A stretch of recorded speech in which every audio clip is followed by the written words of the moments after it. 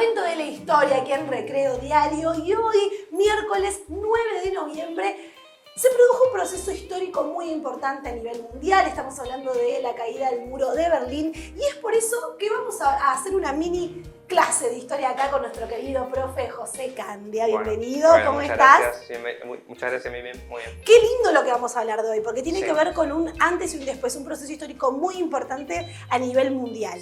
Contanos un poquito cómo estaba el mundo en esa época. ¿De qué año estamos hablando? El muro empieza a derribarse y termina en 1989, ya digamos cercanos a la década del 90.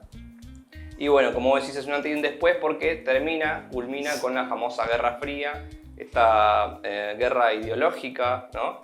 Política, económica, entre dos facciones que estaban en esa época en auge, digamos, que era la Unión Soviética por un lado, ¿no? Representando la idea del comunismo, del socialismo, y por el otro lado Estados Unidos, como la parte occidental del mundo, ¿no? Con el capitalismo que bueno, estaba llevándose puesto, por así decirlo, lo que es en materia económica e ideológica alrededor del mundo. O sea, la Guerra Fría significa eso, que no es una guerra bélica de armas, sino que es una guerra más bien ideológica. Exactamente. Que obviamente debe haber tenido sus fuertes discusiones, ¿no? Exactamente, claro está, sí, tiene lugares en otros espacios, como por ejemplo la guerra de Vietnam, ¿no? Que es también un espacio donde también los beligerantes están respaldados básicamente por la Unión Soviética de un lado y Estados Unidos del otro. Claro.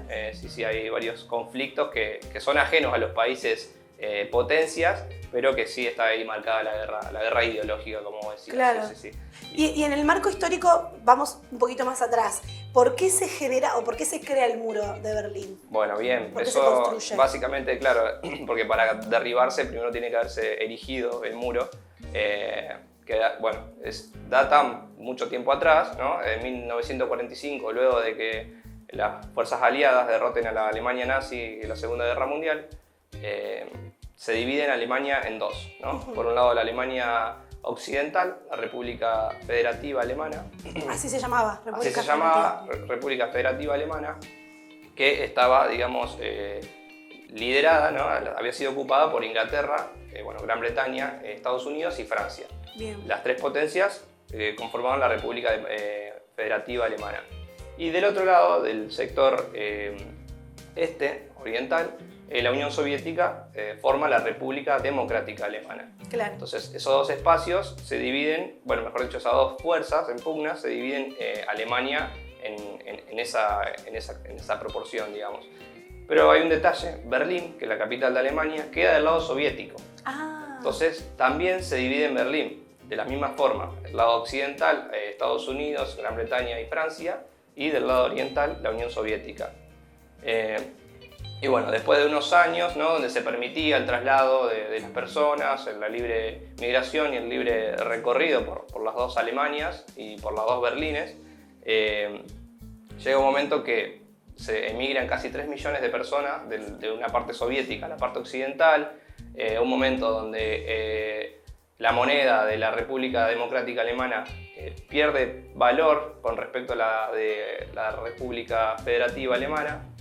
Hay menos personas, hay más trabajo en la parte occidental, entonces empiezan a emigrar para ese lado. Nikita Khrushchev, para 1961, en agosto, manda a la construcción de este muro para tratar de evitar que las personas sigan yéndose a la parte occidental de Berlín y de Alemania en general. Qué increíble como concepto, ¿no? Como signo, un muro, de dividir literalmente a las personas. Cuando estamos hablando siempre al contrario, de que ojalá no existieran ni las divisiones entre países, ¿no? Las fronteras. Y seamos todos claros. Y acá se construye un muro frío, rígido, de cemento. Muy alto, con alambres de púa, electrificado. Qué increíble, o sea, me parece un concepto sumamente triste y violento, ¿no? Hace poco volvió el muro, ¿no? En el norte de América vimos también la construcción de uno. Pero sí, como vos decís, un muro, ¿no? Dividiendo lo ideológico, como decía Winston Churchill, la cortina de hierro. Claro. ¿No? Y que tanto, la Unión Soviética pensó que le favorecía en cierto punto. Y Estados Unidos y las potencias de Occidente tampoco hicieron mucho para cambiar esto. ¿Por qué? Porque significaba el corte de influencia soviética en Occidente. Entonces, como que dejaron eso estar ahí. Hubo siempre momentos tensos entre tanques apuntándose y todo, pero quedó ahí. Y bueno, sí, la construcción de un muro que arranca el 12 a la noche, el 12 de agosto a la noche, y todos empiezan a sorprenderse porque no sabían qué estaban haciendo, si eran calle o qué, bueno, empiezan a levantar un muro que termina teniendo más de 3 metros, 150 kilómetros del perímetro, digamos, de largo. Tenía como varias etapas, ¿no? Para que no se escape la gente. Había, bueno, otros bloques de hormigón, había perros, había guardias. Había como varias etapas para que no se puedan saltar el muro. Aún así hubo varias personas que pudieron escapar. Y todas las familias que quedaron Sí, divididas. bueno, eso es claro, también lo que hablábamos recién, ¿no? De la división de las familias, de personas, de amigos, amigas que tuvieron que cortar ese vínculo ahí, pero... Un día te levantás a la mañana y te encontrás con esa no, bueno, las prohibiciones obviamente de emigrar, ¿no? Así que sí, esa básicamente es la consigna de por qué se creó, ¿no? Para tratar de evitar esta afluencia del parte soviética a la parte occidental. Y luego el 9 de noviembre viene esta caída, ¿no? Que obviamente es una caída, o sea, fue una caída, pero digo, un símbolo también muy importante para derribar toda esta violencia con la que se venían manejando. Sí, totalmente. ¿En el marco de qué situación se cae? Bueno, sí, ya la Unión Soviética venía bastante diezmada económicamente, políticamente y socialmente. Ya se veía como la misma sociedad ya estaba...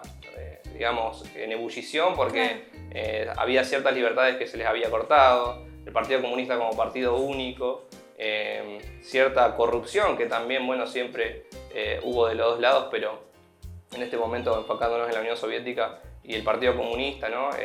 Estaba bastante a la vista, bastante notoria. Y bueno, sí, para 1985 llega Gorbachev al poder, digamos, es como líder del Partido Comunista, secretario general y líder de la Unión Soviética. Y bueno, como que empieza a entablar otra relación con Estados Unidos, empieza a hacer una apertura económica, política, digamos, social, empieza a permitir ciertos también traslados, digamos, pueden cruzar a otro país y de ahí irse a Occidente también. Y ya para 1989 se propone también, ya después de varias demandas internacionales, ¿no? De derribar el muro, digamos, empezar a tirar el muro. En principio fue liberar la zona, digamos, como para que pasen y salgan cuantas veces quieran, y son los mismos ciudadanos los que empiezan a sacarlo, a pegarle al muro, derribarlo, un muro que ya estaba todo intervenido, pintado. Sí, tal cual. Qué importante este espacio de la historia que tuvo ahí en Berlín, pero que también un poco nos ocurrió a todos, ¿no? Porque estamos hablando de un nivel de división y de violencia. Quizás no era a puños, pero sí era una violencia intelectual y emocional muy grande. Muy bien, hoy estamos recordando este gran fenómeno mundial de la historia que suscitó un 9 de noviembre. Gracias, profe, un genio. Me encanta poder enseñar un poquito de historia y que todos aprendamos un poquito más, porque siempre está bueno, ¿no? Recordar estos grandes hitos. Obviamente. Nos vemos la próxima. Cuando quieran. Se viene el cumple de Santa Fe, así que nos vemos el martes. Dale, perfecto. Gracias.